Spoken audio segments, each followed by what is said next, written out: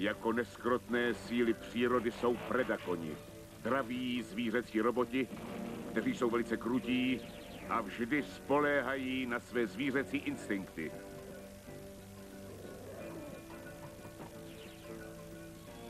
Tohle je orel, který spatří svůj cíl z kilometrové výšky na obloze. Bies, tygr, který umí skočit 150 metrů.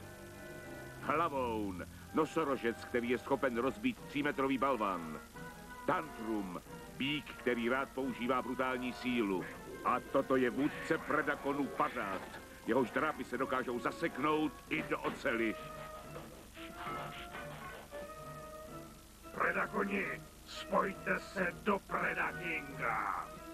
Dohromady mohou vytvořit ohromného robota Predakinga, horor, z něhož vstávají vlasy hrůzou na hlavě. Jako bojovník nemá Predaking sobě rovného. Jako zbraň nemá jedinou známou slabost. Může zvednout 500 tun, aniž by namáhal své obvody.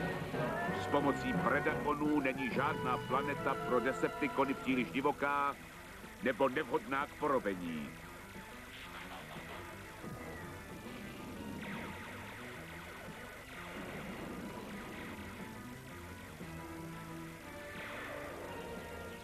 A Autoboti jsou tak nuceni najít nový obranný systém proti této mechanické obludě Predakingovi.